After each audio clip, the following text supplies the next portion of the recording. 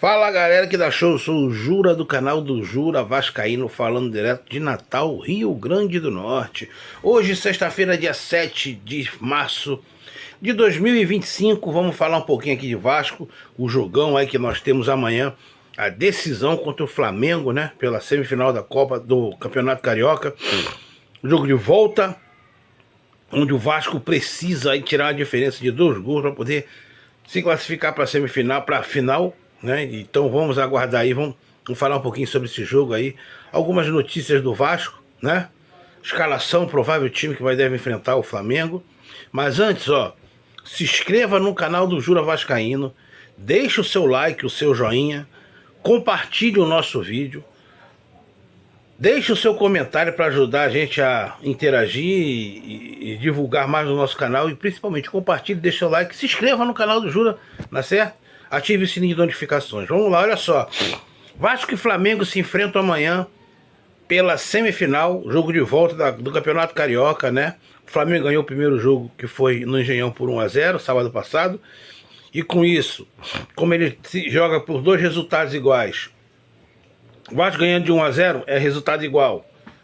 Dá empate em 1-1. Então o Flamengo passa. O Vasco fizer 2-0, o Vasco passa. Se for 2-1, dá Flamengo, porque fica no agregado 2-2, aí dá Flamengo. Então o Vasco precisa vencer por 2 gols de diferença. O ideal, fazer 3 gols e não levar nenhum, porque aí a gente passa tranquilo, né? Ou então faz 2 e não leva nenhum. O que tem que ser feito é o seguinte: 2 gols de diferença. Eu tô muito confiante pelo futebol que eu vi, pelo Nuno Moreira jogando o futebol que jogou. Eu acredito que dá. Basta o Vasco jogar sério e ligado no 220 o jogo inteiro.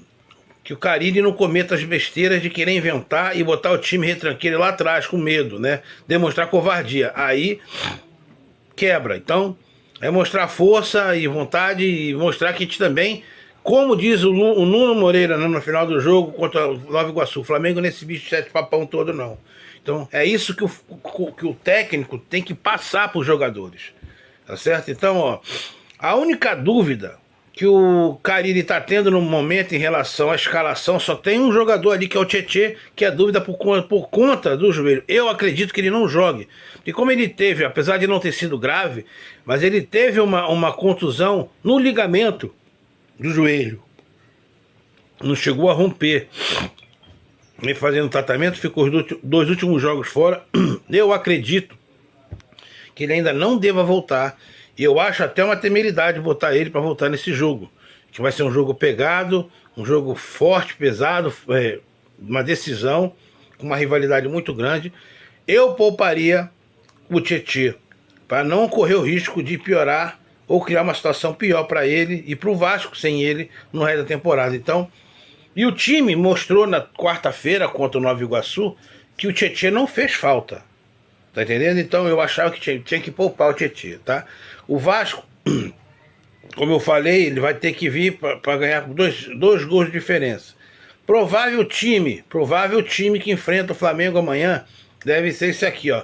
Léo Jardim, Paulo Henrique, João Vitor, Lucas Freitas, Luca Piton, Hugo Moura, Paulinho, Coutinho, Nuno Moreira, Ryan e Veguete. Exatamente o mesmo time que começou o jogo contra o Nova Iguaçu. E o Vasco treinou hoje, sábado, ou sexta-feira, lá no CT Moacir Barbosa, e ele treinou com esse time aí. Então a gente acredita que realmente ele vá para campo com esse time, iniciando esse jogo. Deixa aí nos comentários se você está gostando da escalação, se você acha que tinha que trocar mais alguém, ou se tá ok, se, já tá, se de repente não tinha que já também começar aí com o Garré e o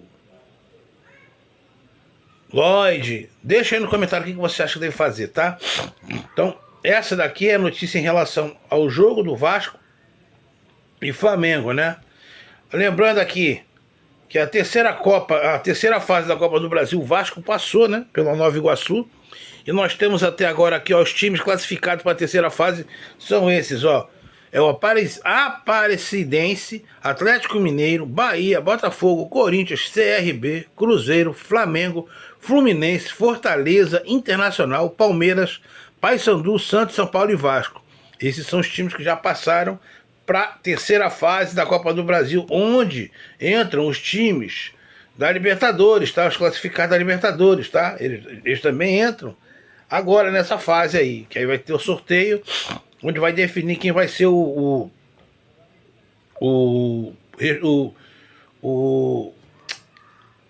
adversário do Vasco. Lembrando que o Vasco voltou a estar no pote 1, ou seja, de início ele não pega nenhum grande clube, né? Na terceira fase ele deve pegar os times mais, que é o pote 2, os times mais considerados assim medianos, né? Então a vontade do Vasco ter voltado pro pote 1 é essa.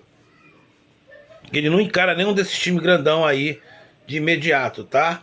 Ele voltou a configurar os 20 clubes no ranking, então aí com isso ele voltou pro pote 1, já que ele não estava no passado. Outra notícia, o Rayan, né? Rayan deve assinar renovação com o Vasco já até na próxima semana. Ele deixou claro aí no final do jogo contra o Nova Iguaçu, fizeram essa pergunta para ele. Ele falou que quem estava resolvendo isso era o pai e os representantes dele, os empresários dele, que a preocupação dele era só em jogar futebol.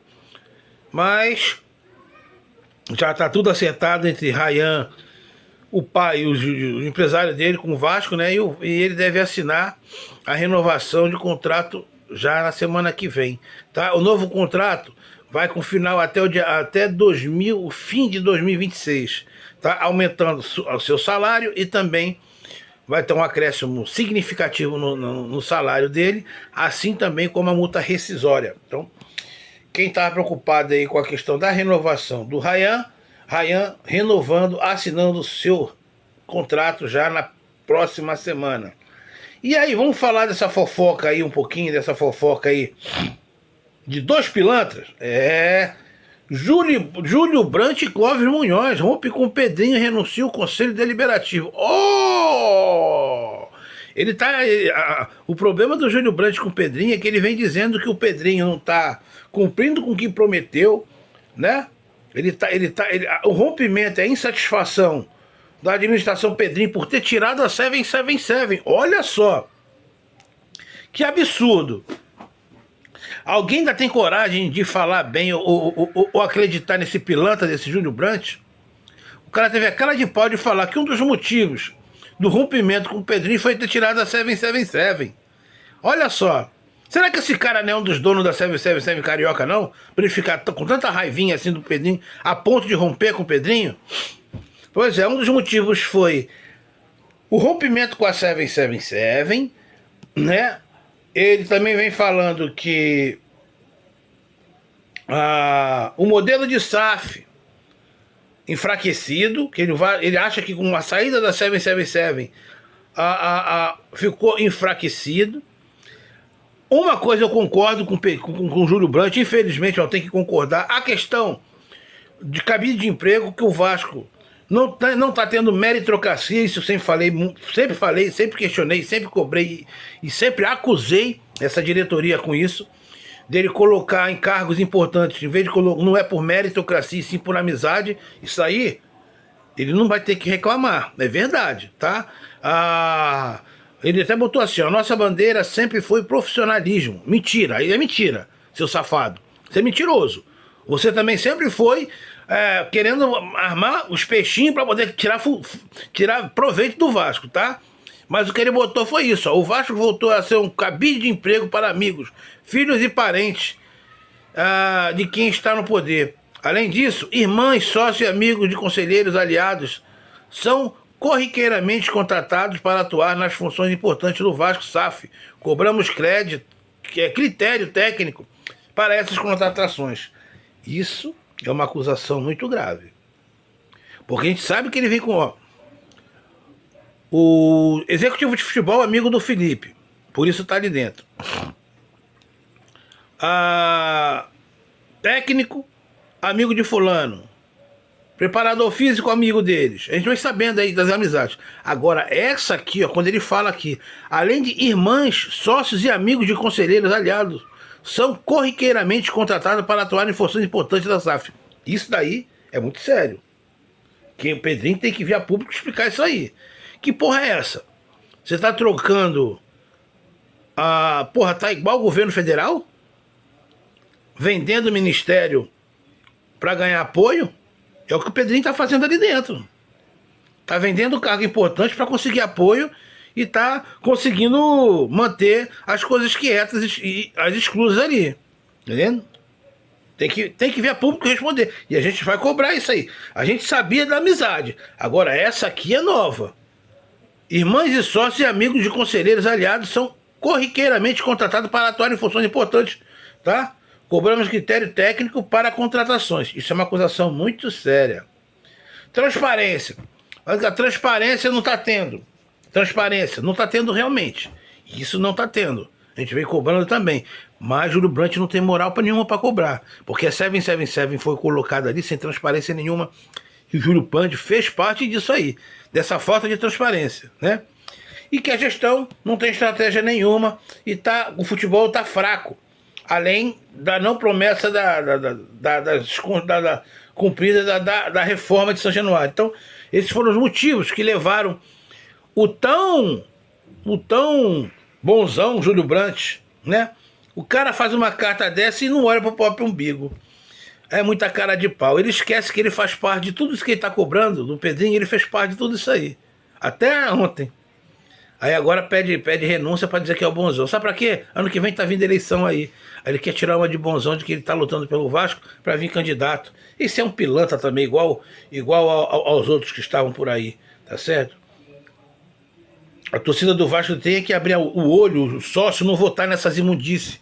Tá? Esse cara não era mais nem para estar entrando em São Januário, esse tal de Júlio Brandt, junto com o Salgado e o Osório. Não era nem para passar na porta, que é tão pilantra quanto. Tá certo? Essas foram as notícias do Vasco. Não esqueçam de compartilhar, se inscrever no canal do Jura Vascaíno, assinar o sininho de notificação, ativar o sininho de notificação, deixar o seu like, seu comentário e seguir a gente, tá certo? Até a próxima, fiquem com Deus, saudações vascaínas, valeu.